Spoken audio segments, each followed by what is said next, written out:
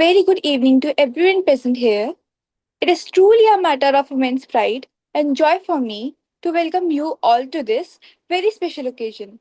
I extend my heartfelt greetings to our Honorable Senior Professor Ajay Kumar Singh sir, our respected Director Professor Dr. Mahesh Sharma sir, respected Registrar Dr. R.S. Singh sir, our esteemed guest speaker Mr. Gaurav Sisodia sir, respected faculty members, and my dear fellow students.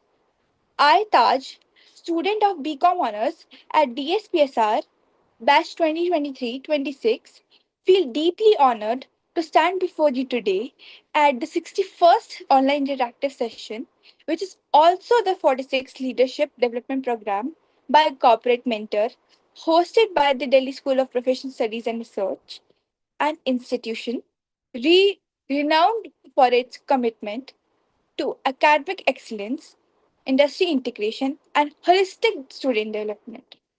Today's session is yet another step in our journey of learning and growth, where classroom extend beyond textbooks and real world leaders inspire us with their vision and experience. Let us embrace this moment with curiosity and enthusiasm. To commence the session on an auspicious note, let us take part in the symbolic ritual of lighting the virtual lamp. This act represents the removal of darkness and the ushering in of wisdom and enlightenment. May this flame of knowledge guide us towards clarity, confidence, and success in the days ahead. Now I request Arun sir to kindly play the virtual lamp lighting video. वक्रतुण्ड महाकाय सूर्यकोटिसमप्रभ निर्विघ्नं कुरु मे देव सर्वकार्येषु सर्वदा शुभं भवतु कल्याणम् आरोग्यं सुखसम्पदा शत्रुबुद्धिविनाशाय दीपज्योतिर्नमोऽस्तु ते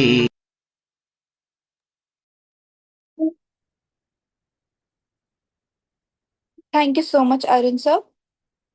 It is my great honor to welcome our distinguished speaker for today, Mr. Gaurav Sisodia sir, founder of KECServ and former director, HR, CLO, and OD.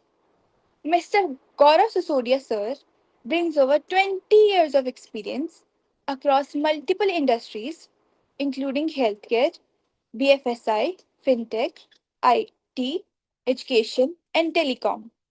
A recognized thought leader in HR and learning and organizational development, he has expertise in strategic HR planning, leadership, development, acquisition, and capability building. He has held senior roles such as Group Director, HR for Africa Global, where he led HR and OD strategies across 9 entities internationally. Previously, he worked as GM L&D at Paytm and head of L&D at Pine Labs, creating impactful programs that reduce attrition and improve performance metrics. His certification include ROI in LED, certified life coach, and psychometric assessment tools. He is also an award winning professional recognized among the 101 most iconic HR leaders in L&D. So we are truly honored to have you with us today. Your journey and insights will inspire students to develop leadership qualities and embrace continuous learning. We are equally privileged to have as our moderator today Miss Astha. Miss Astha is a BCom honor student at DSPSR batch 2023 to 2026. She has a strong academic foundation in commerce and finance and has completed certifications in commercial banking, city wealth management, and advanced Excel. She possesses key skills in corporate finance, risk management, and data analysis, along with strong communication and adaptability skills. On behalf of DSPSR, I warmly welcome you, Ms. Astha. Thank you so much for the warm welcome, Taj. To make this session more interactive and beneficial for the student, sir, I would now like to ask you some questions focused on student development and career growth. So my first question to you, sir, is what skills should student develop during college to prepare for leadership roles? Yeah, thanks a lot, everybody. Thank you, Ajay sir, and everybody from the esteemed institution of yours to give me a wonderful opportunity to have an interaction with everybody. Thanks a lot. And I believe, the first question that's been placed to me, I hope I'm audible, everyone. Yeah. Yeah, wonderful. So Yes, I yes, you believe the are. first question that has been put across, thank you. The first question that has been put across is how to develop leadership skills within students so that they can, eventually take on higher roles, greater roles down the line within their jobs. Am I correct, Astha? Did Yes. I get the question? All right, wonderful. Okay, so I see when it comes to leadership skills, you got to be understanding that uh, what I've faced in my career and back in 22 years back, I was in I was graduating, I was first year in college, and since then, during my first job, I started working very early. And what I realized, I didn't have any mentor. So it became really difficult for me. I did not know which path to go, what path to follow. And I kept on failing, failing, failing. So I believe embracing failures as a leader is one of the core skills. If a leader has not spent a lot of time experimenting, uh, and out of those experiments, there would be regrets, there would be disappointments. But I'm sure, I always call myself a product of failures. So I think a leader has to fail. A leader has to fail at the initial stages of life. A leader has to develop a team which can openly accept disappointments and failures, and then willing to go ahead and recharge and research and refresh itself towards exploring new things. And I think if a leader is able to do that, he would have a fine team, he would have right leadership traits altogether to run it democratically and to ensure each and everybody learns from those experiences.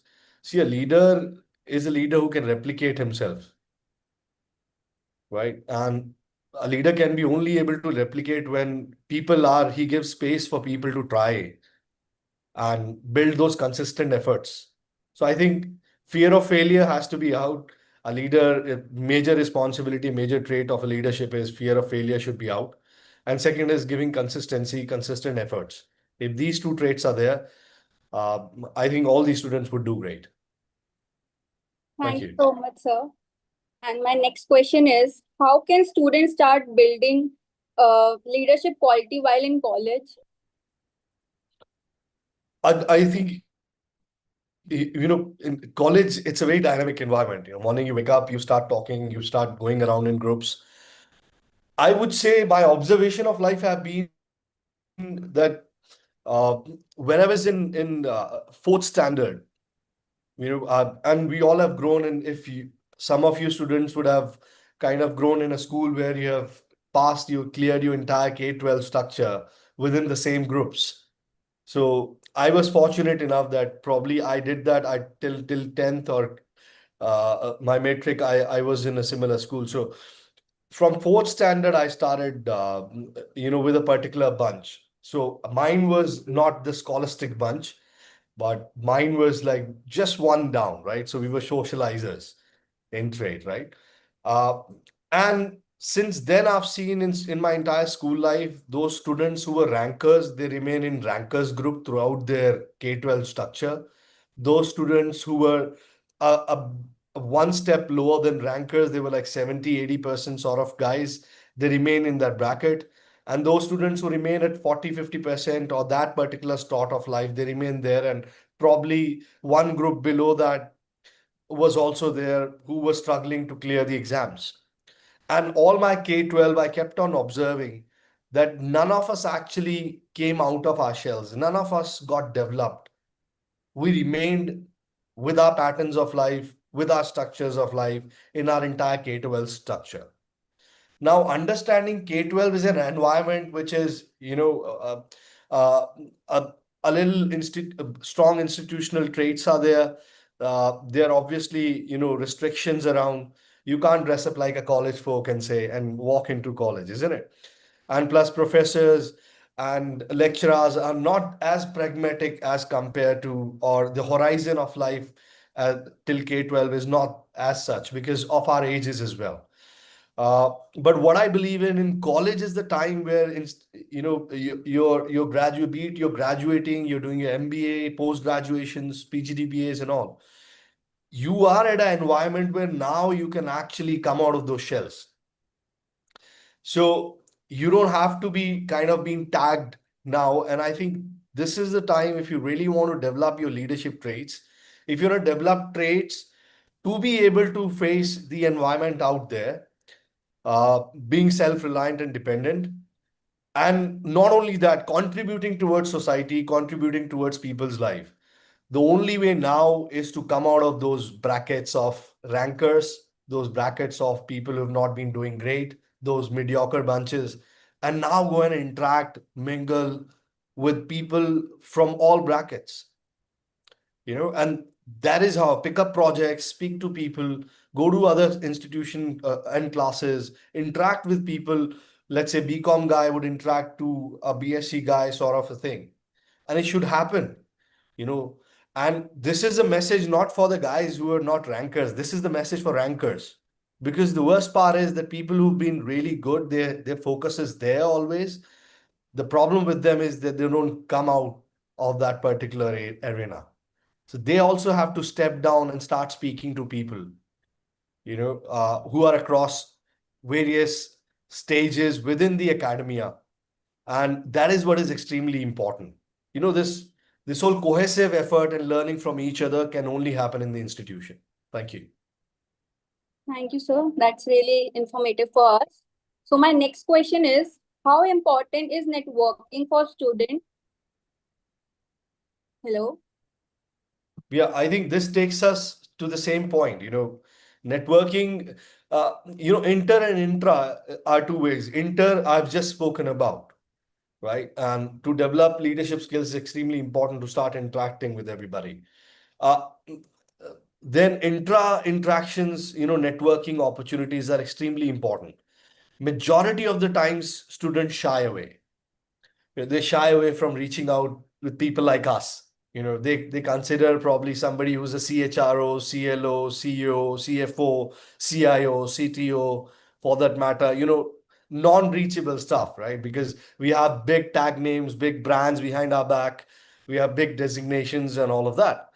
But to be honest, we were just, kids next door couple of decades back, right? And we would certainly get in, somebody approaches us, we would certainly welcome.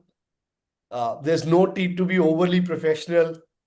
And you just can, LinkedIn's out open, Facebook's open, you just go and just say a simple hi, and share your problem, because we guys have kind of lived, a guy like me, or probably people like me who have even greater experience and exposure. We've lived, like, I've worked in all 7 continents. I've worked in majority of the sectors, and probably handling a team size of 5,000, 4,000, 2,000 to probably, 50, 55,000.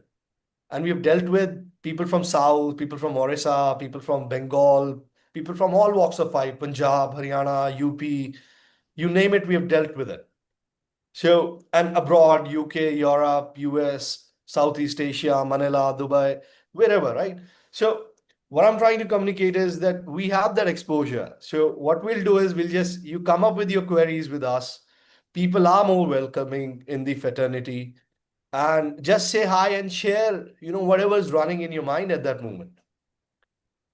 So I think networking is extremely important because that's where you're going to be learning, right? So what we will guide you on with, we can, because we know now what is the next trend, what's going to happen, and we ourselves are transforming. Probably my last 1 month, 1.5 month have been gone in doing Google AI certifications. I'm doing master classes every weekdays, upgrading myself into the next revolution. So imagine if you interact with people who have seen the world where there were no mobile phones and we were still training, managing people, filling out forms and everything. And from that stage, sitting on PowerPoints, having laptops now in front of us, having smartphones, and from this era now we're moving on to the artificial intelligence era. So we have seen those, curves. We may be able to guide you. That's it, and make you, somewhere be a part of your successful journey. So yes, networking is extremely important. But do a bit of homework, and don't feel that you're asking any incorrect or wrong question to anybody like people from HR or operations for that matter, or in any of the companies. You just simply say hi and just ask your question. Hey, Gaurav, there's a question. That's it. And you'll see people welcoming and will reply. Thank you. Sure, sir. Thank you. So my next question is, how can student utilize internship effectively for long-term student standout?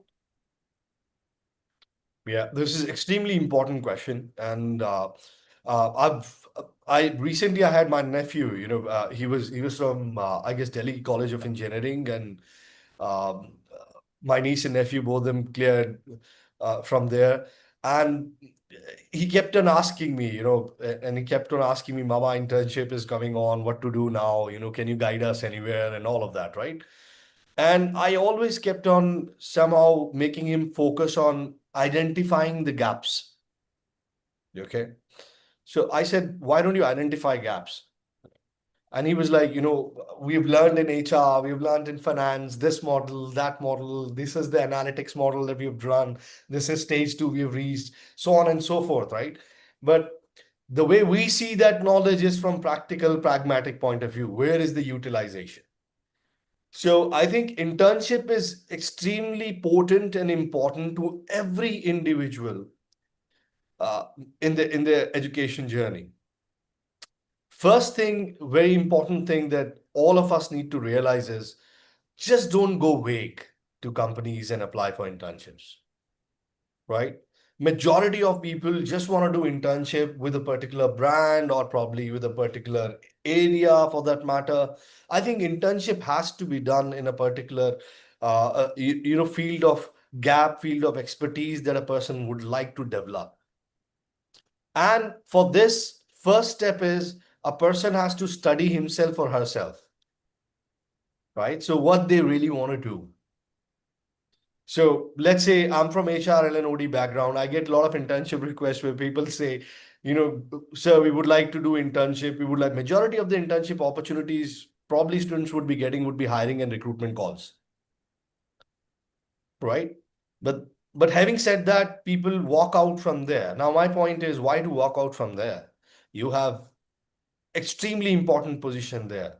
If you can prove yourself that you can have a worth within those 3 months to start closing humans and people for job opportunities, which are, let's say, mid-level or senior level. If you get that exposure at within your internship, that'll be a wonderful stuff, that'll give you different level of confidence. So internship, first thing is know yourself, what are you really good at, and what qualities you want to possess, and take internship as an opportunity of being exposed. Don't shy away, you don't know. The biggest question that people say, oh, I know, sir, I will do it. And then later on they get stuck. So, you don't know. You're there to learn 110%. But then you should be focused towards what you're going to learn within that internship opportunity. So, first, you need to study yourself, understand what you're really good at, understand what you really want to possess and learn or experiment within that internship. And then go ahead and talk to people who are giving you opportunities for internship and ask them these questions. Will I get a challenging task? What do you think are the current challenges you're facing, Mr. HR or Miss HR? Ask them, ask people like us, what are the challenges we are facing in the organization? And we would say, what, my attrition is my challenge. Somebody would say, what, DI is my challenge. What's there in DI, right? So then they might come across with, let's say in DI, we aren't able to, calculate the ROI. Now this becomes like, food for thought for you. And then you come back and you start studying a bit about it. And next internship interview, you go ahead and you say, or the similar guy, same guy, you go and approach and you say, you know what, I have cracked the formula. Maybe this is how we can do this. I'm really excited for this project. And then this project becomes your breath for those 3 months of internship that you're going to do, or maybe 6 months. Yeah. Sure, sir. That's really informative for us. And the next query is, what role does emotional intelligence play in leadership, and how can student develop it? Well, emotional intelligence plays extremely important role, and especially at the beginning of the career. Okay, uh, we naturally emotional beings.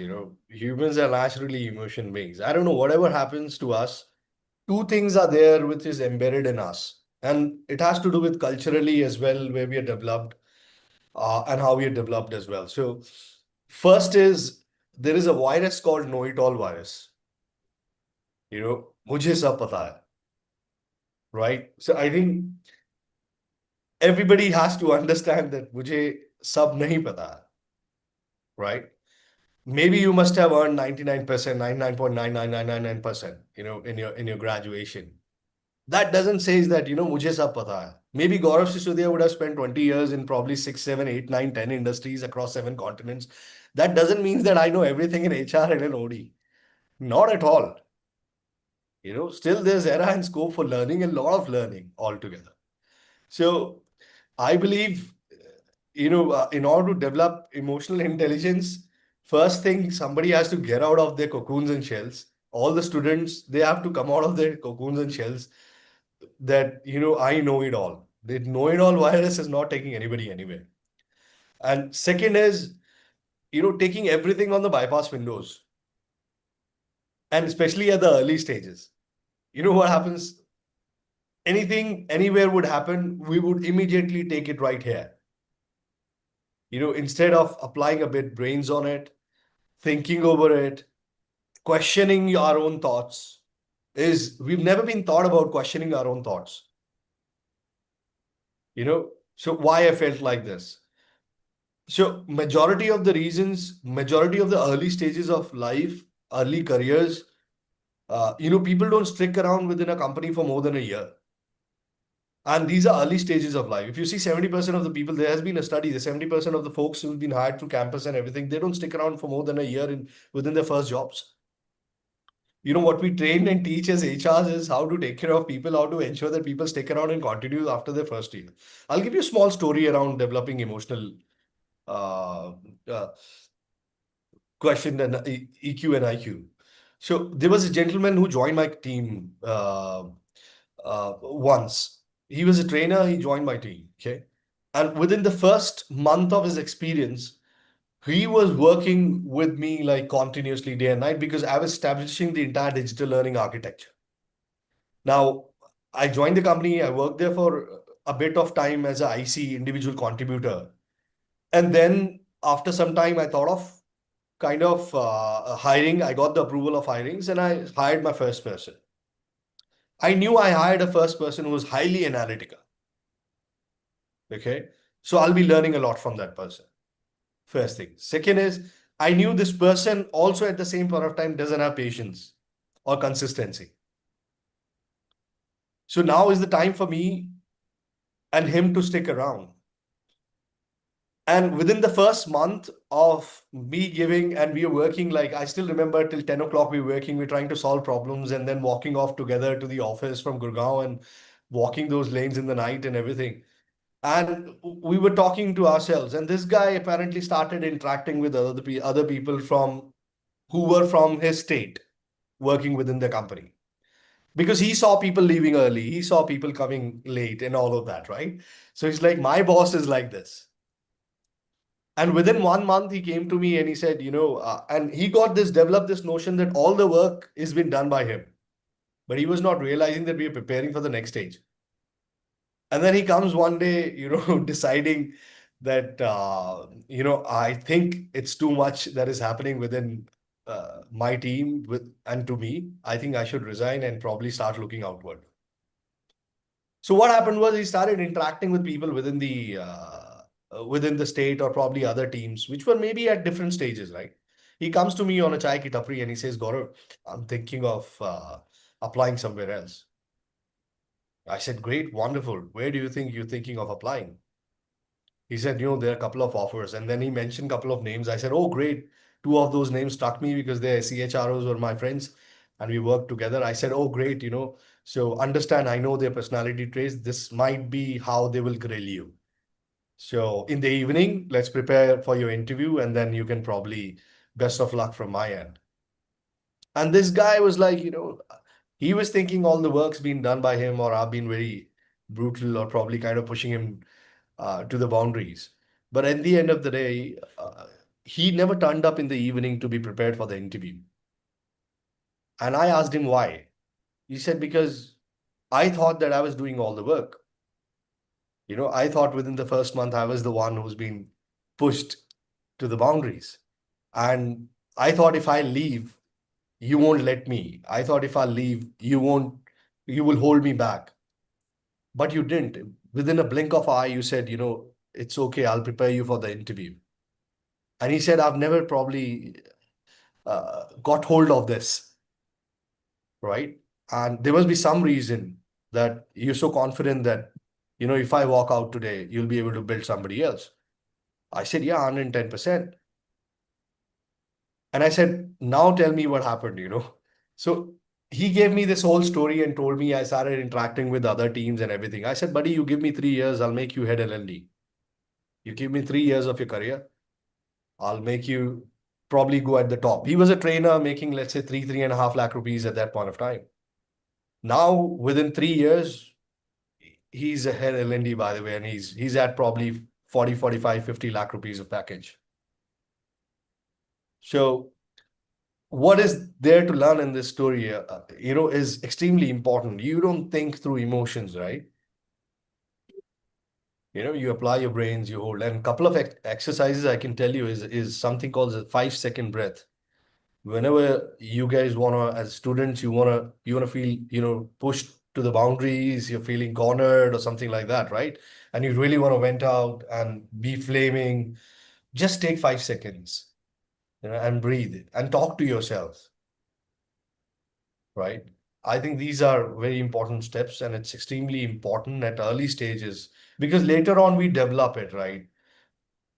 Somebody else or the other will push us through those boundaries and we'll understand that graph actually shoots up. We catapult after crossing those stages. But then for students, it's extremely important uh, to question their own thoughts and decisions, to take 5 second breath before flaming and go to you'll be joining internship, your professors as well. You go and ask them, why they want you guys to do something and learn from them. Thank you. Sure, sir. That's very informative. The next question is, what soft skill are most valuable by employer today? What skills are What soft valuable? valuable by employer today? What soft skills? Yes, sir. Okay. I think business communication, and I think corporate communication, communication as a whole is extremely important. So you should know apparently, how to salute, how to address people. You should know eventually, how to form your male bodies, male structures. You should understand if you're going, let's say if somebody, if I am a guy and let's say I approach my seniors, my reporting managers, or maybe CEO, CFO, group CFOs, CIOs. Now I know group CFO is a guy who's with numbers, right? So I won't go to his desk with a very vague picture. I won't go to my CEO with a very vague picture. I need a budget. Why I need a budget is because I think leadership requires development, right? So I don't go with those emotions to them. So then what does business communication, corporate communication does? I would sit around, I would apply I would apply thoughts into it. I would convert those thoughts into numbers. I would see what numbers those teams are achieving right now, what numbers would they might be achieving once we complete those soft skills interventions, and then kind of prepare my entire case and then go to a person and say, Mr. CEO, I know how to improve 5% more of productivity from Maharashtra as a zone, right? And then this guy would be more interested. Okay, tell me why.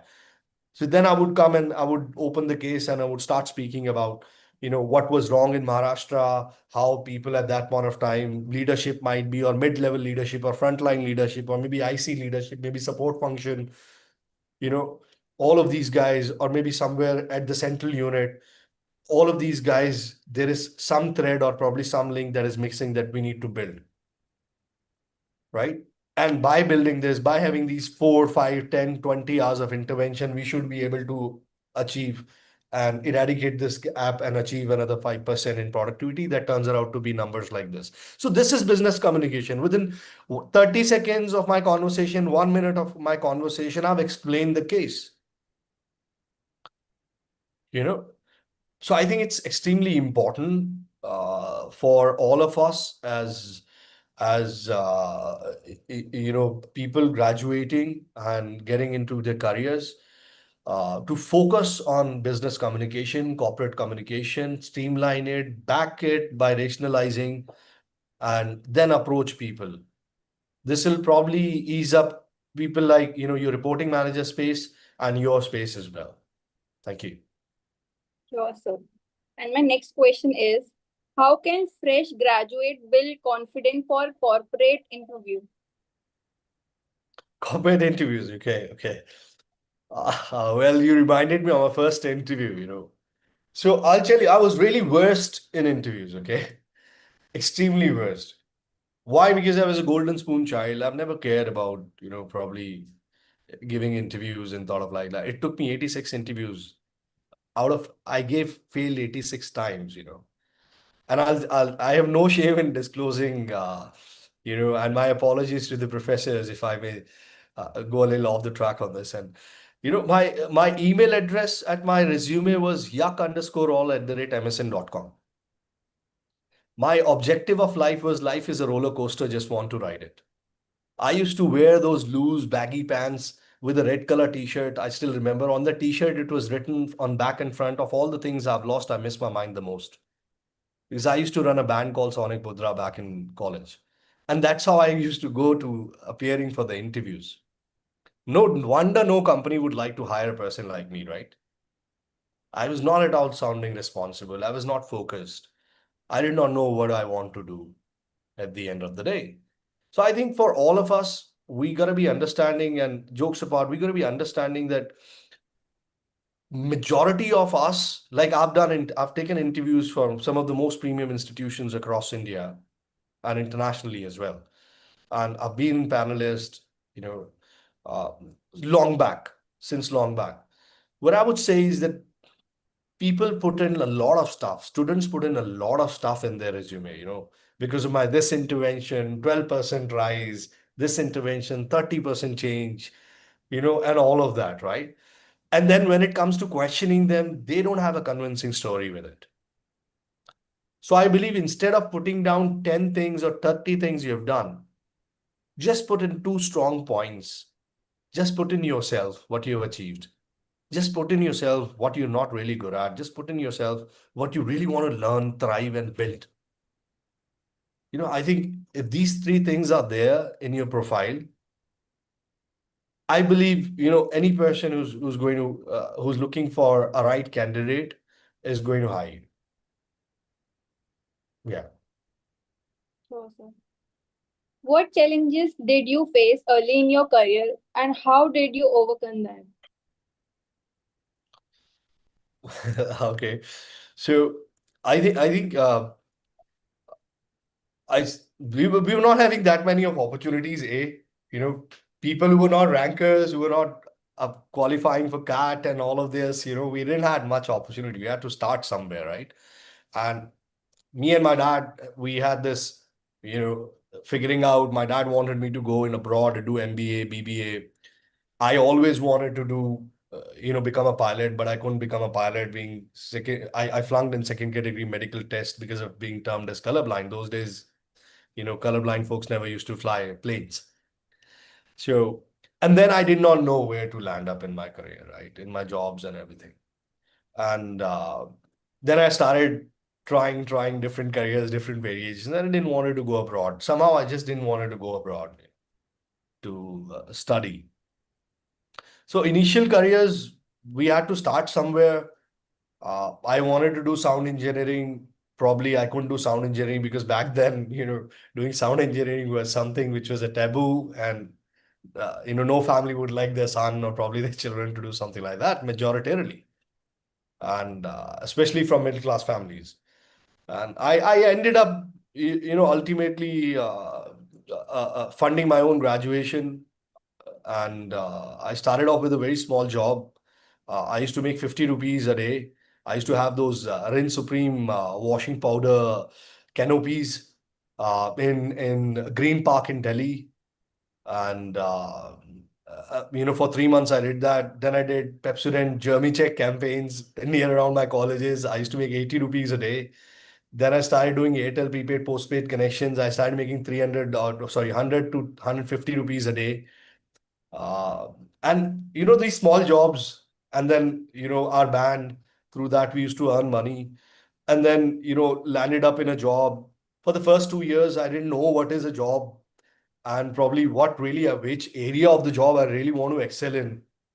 And from there, I realized that I want to be into training or HR function, and then came computers. This was not available, so who would teach me on how to be a good trainer? Who would train me apparently very quickly on the MBA and the HR skills? So we had to experiment. I still remember, there was one pager, basic skills of training. I got hold through internet after a lot of searching in the cyber cafe, and I got hold of that paper on eye contact and intonation. And I used to keep 5 pillows in my room, and I used to say, Mr. A, Mr. B, Mr. C, and then look into the mirror and say, Gaurav, you're becoming a trainer. And from there, two companies initially terminated me. They said, you're the worst trainer. You couldn't be training people in the batches. So yeah, those were our struggles. Those were people's struggles generally at that stage, and it was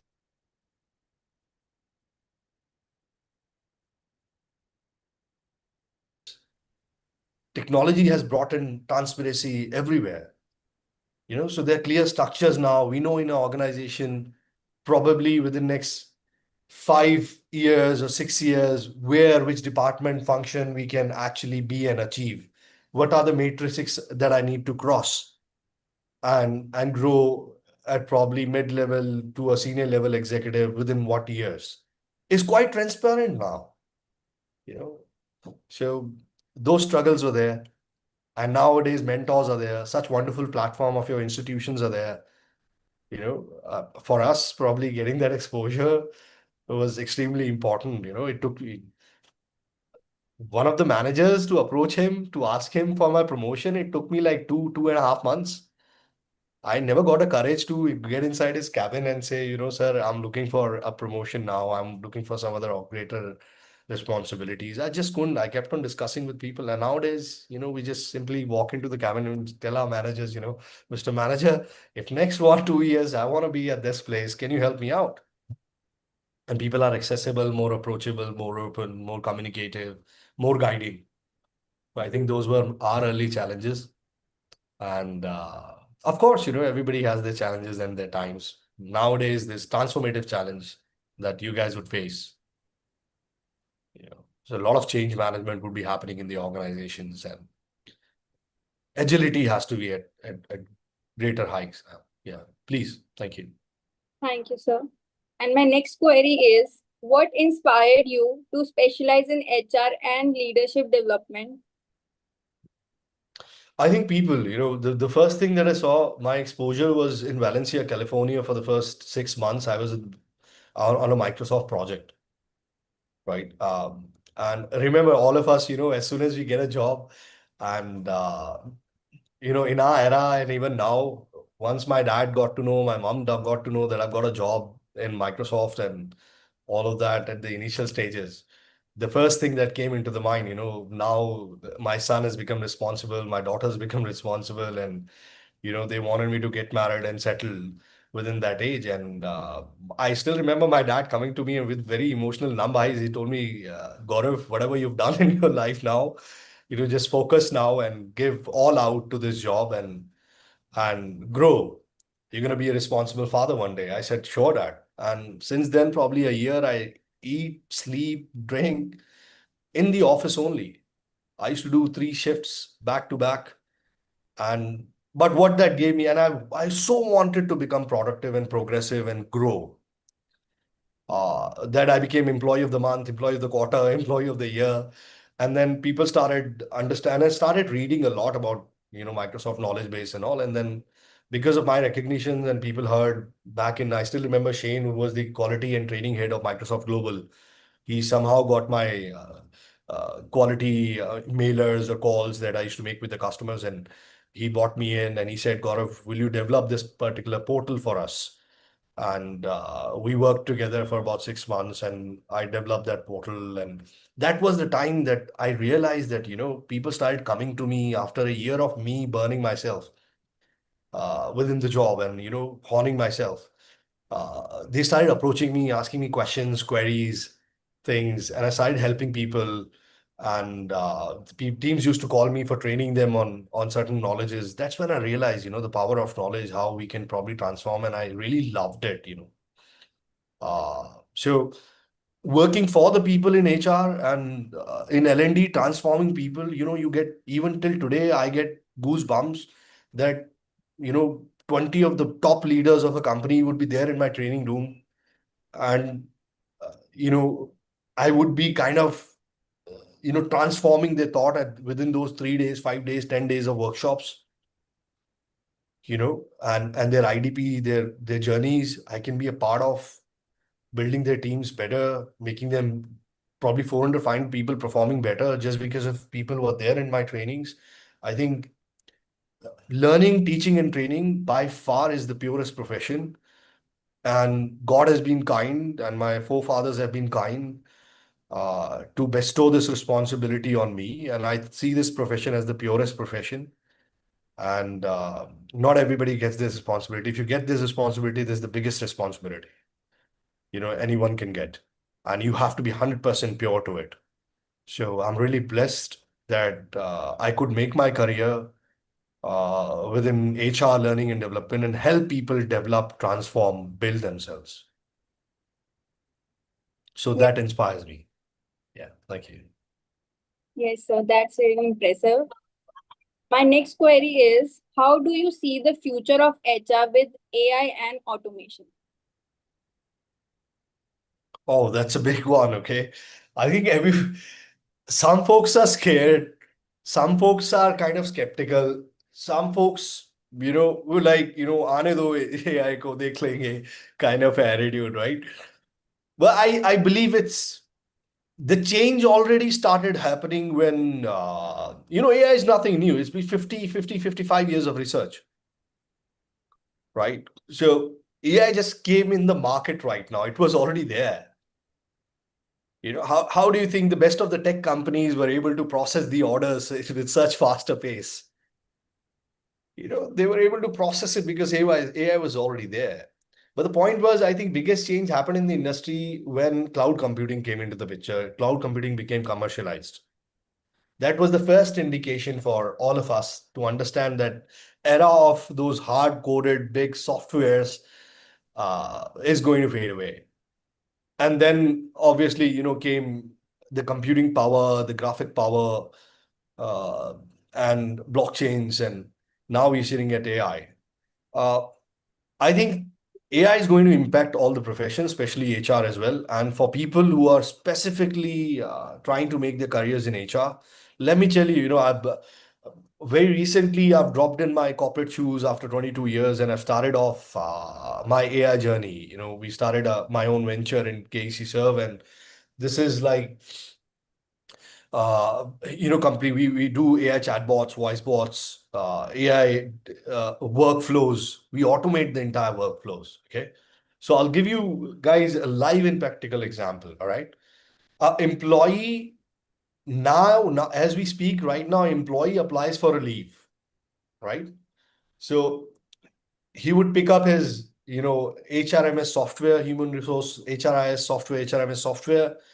He would pick it up, his mobile phone, or he would open an email, or probably he'll walk into his manager. His manager's okays the, leave or not. Depends upon whether his managers have that point of time numbers ready within the team. If there are large teams, some managers managing, let's say 400, 500,000, 1,000 people under one line of manager, he may not be able to have that amount of data, isn't it? The HR BPs would not be having that data set ready in front of their eyes, whether they should allow Gaurav to take a leave. Correct? Now comes his age AI. Okay. Now imagine right now as we speak, this is what is happening. If I have to apply a leave, I need to go to my manager. My manager would probably approve, disapprove. And then he would also update. Once I've taken a leave, he'll update my reporting manager, and then my reporting manager would apparently ask the HR to approve it, disapprove it, things like that, right? But nobody has that data on what's happening between those teams, right? Now imagine I'm working on a solution, and we're working on a solution where in HR, what AI does, I don't have to walk into my manager. I just have to ask over my WhatsApp chatbot, or probably a voice chatbot, or probably within the embedded systems in the company. We're building LLMs, language learning models within the company systems. And I ask, I want to apply for a leave for tomorrow. And the AI starts interacting with me like a manager. They say, all right, this is your manager, Avinash Gaurav. You want to apply for leave? Great. Let me just check how many people are on leave this week. And the AI suddenly checks the entire data of the entire team spread across quickly. How many people have applied for leave, or probably looking to apply for leave, or would have gone to the page or the calendar to just apply for leave. Or maybe just have simply typed certain words called leave. It would analyze, assess, and say, Mr. Gaurav, you know what? There are two people within your teams which are going to go on off this week. Do you think if you can skip probably this week, if it's not that important, and take a leave, probably I can suggest you take a leave probably next week at this day. That'll be perfect. And I don't need to approach my manager. The system intelligently realizes what's happening within the entire dynamics of the team. And not only that, you can connect it with performance, you can connect it with succession planning, whether I'm a hypo or not, whether I'm on IDP or not, whether there are important events that might come up within the company or not, whether my team as an entity, as the entire team have achieved our goals or not. All of that the AI can capture and then suggest me whether I should take a leave or not. Now just imagine, so this is where HR in AI has started. As we speak, this solution has been built up, been deployed in the companies. And this is just tip of the iceberg. And we are also working on another example if time allows. I hope I'm not stretching it a lot, right? Yeah. Yes. All right. Okay. If time allows for that matter, I would say I have already, started understanding and building the architecture of how an employee would be inducted within the company. An employee would walk in, his profile would already be there, his resume would have been uploaded, AI would already done the profiling. After the profiling, the competencies and skills, the person had to be built up, already decided by the AI. And now this employee is being just asked by the HR. So asked her, probably 5 years down the line, or Gaurav, next 3 years down the line, where you see yourself, which function, department, or probably role. I would say, I would like to see myself at this place. Are you sure? Yeah, okay, great. Let me build up this entire journey for you within the company. And the AI, before even I start my journey, I would have built up this journey. They would have shown me this much of percentage, these are the competencies, these are the learning modules. Everything would be set for me, right? And all I need to do is focus on and get the schedule on, and that's about it. So days of work, months of work, real-time dashboard would start running on employee attritions.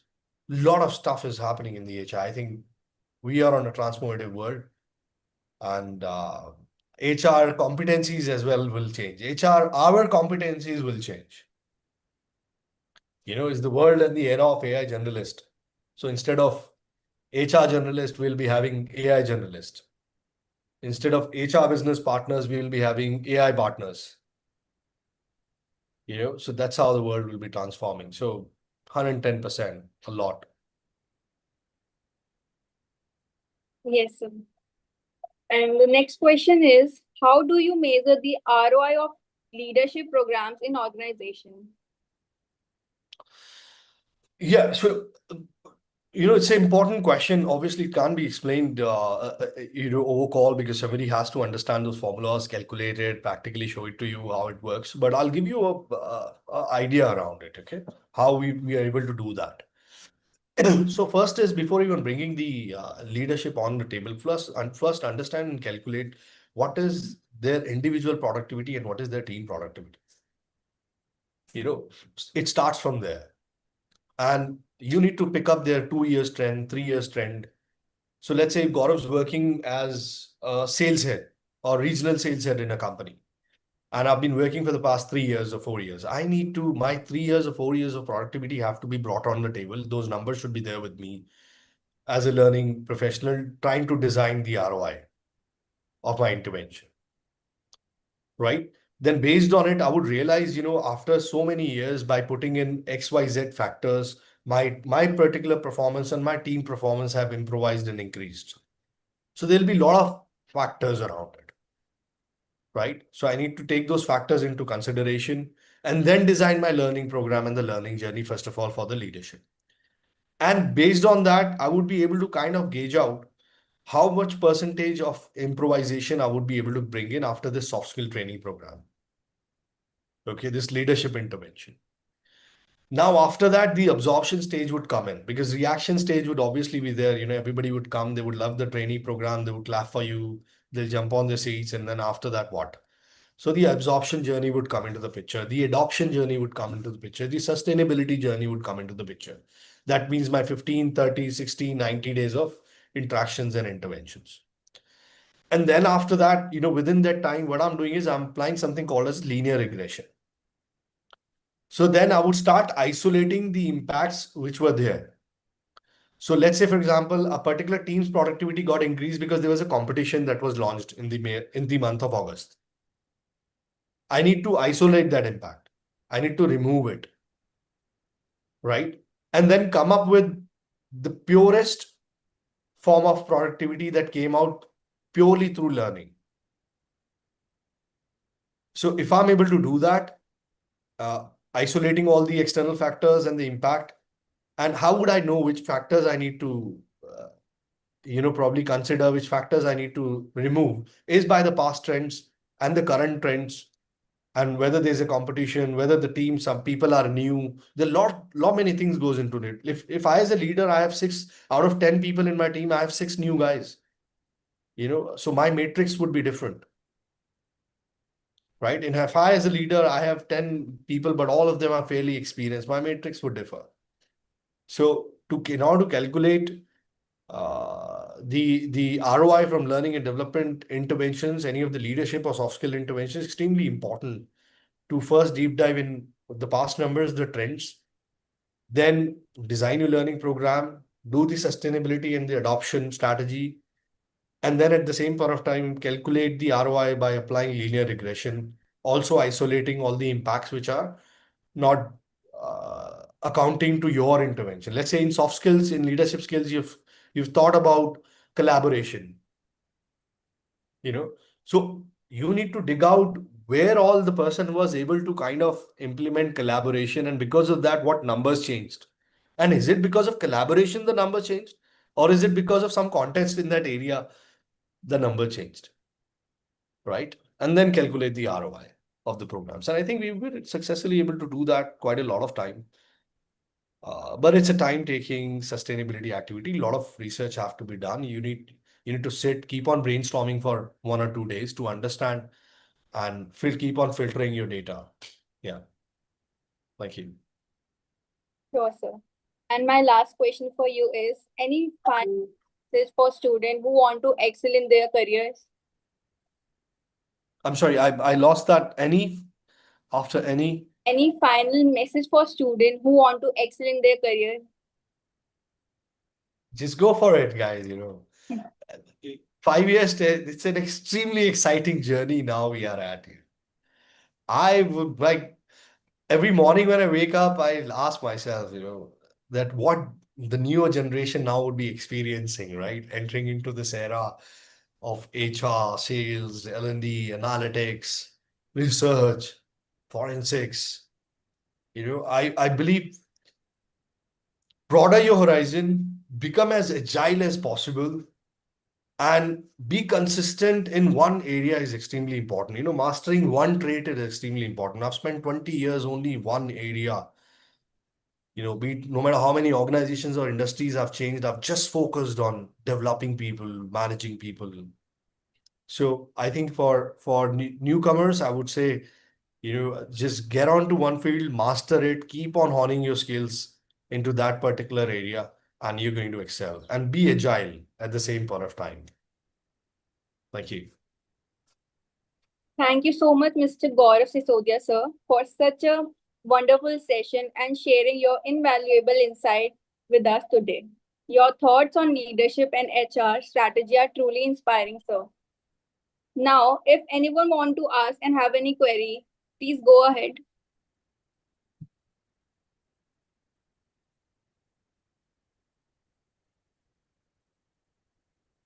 You may put your hands up if you are not able to unmute. Those who are able to unmute can ask straight away by unmuting themselves.